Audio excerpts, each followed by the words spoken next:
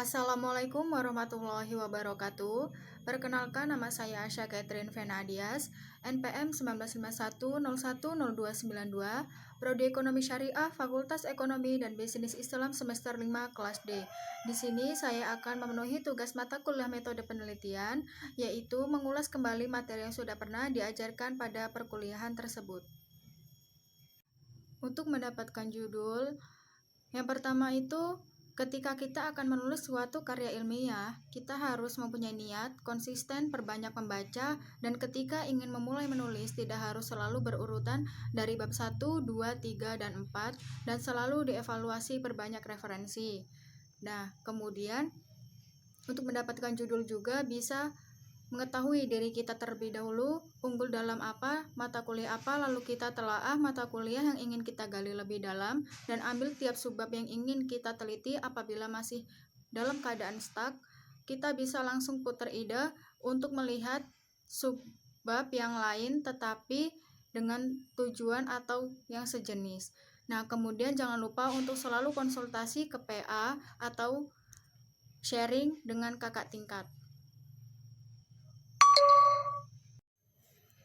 Nah, kemudian ada penjelasan dari Bapak Iqbal, yaitu ide, judul, rules, cara, strategi, referensi. Ketika menulis suatu jurnal atau artikel, yang kita tuju sebagai rujukan adalah abstrak dan pendahuluan. Contoh untuk penulisannya, yaitu yang pertama, misal teori perilaku konsumsi menurut Fasa. Misal Fasa itu adalah orang luar negeri. Ketik di Google pencetus atau penemu teori perilaku konsumsi, rujuk langsung ke rujukan utamanya.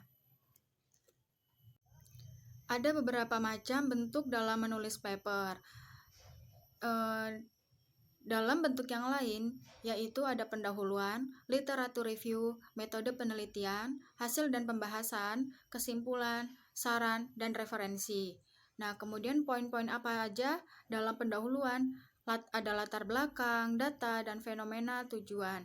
Latar belakang itu apa sih? Latar belakang merupakan penjelasan dalam bentuk uraian paragraf yang berisi alasan mengapa sebuah karya tulis dibuat dan guna mendukung penulisan karya ilmiah yang kompeten, maka latar belakang yang baik harus disusun dengan detail dan jika bisa disertai data atau fakta yang mendukung.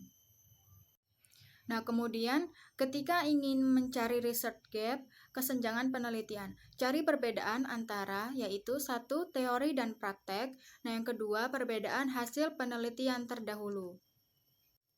Nah, yang kemudian cara menulis referensi body note. Contohnya itu misal Senduk, buka kurung, tahun 2000, tutup kurung, menyatakan bahwa kemudian materinya. Yang kedua itu ada menurut Senduk, buka kurung, 2000, tutup kurung, titik-titik. Nah, yang ketiga itu buka kurung, Senduk, 2020, tutup kurung, titik-titik.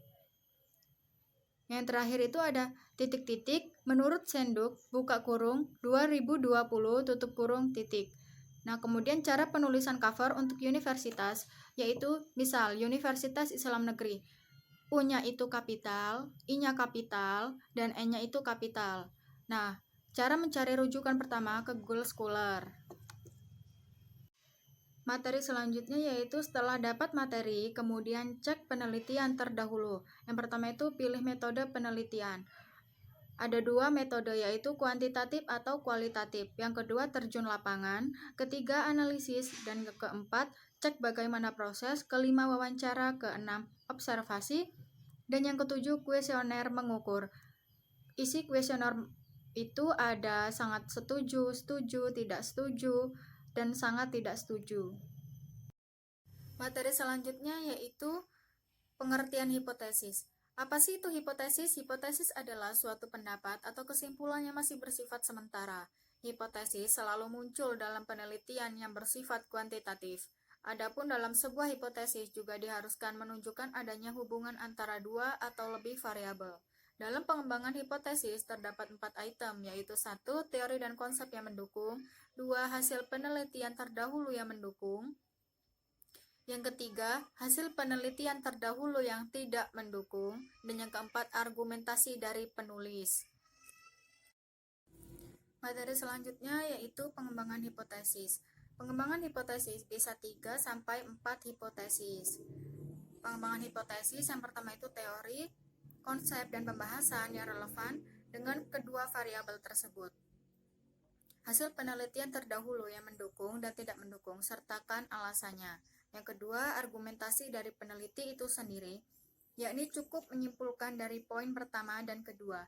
Dan jangan lupa, ketika kita menulis suatu artikel atau jurnal, kita harus cek parafrase. Apa sih itu parafrase? Parafrase yaitu kita sudah mengetahui intinya namun kita kembangkan kembali jadi tidak sama persis agar tidak terjadi plagiat. Demikianlah materi yang dapat saya sampaikan. Apabila ada salah kata, saya mohon maaf. Saya akhiri. Wassalamualaikum warahmatullahi wabarakatuh.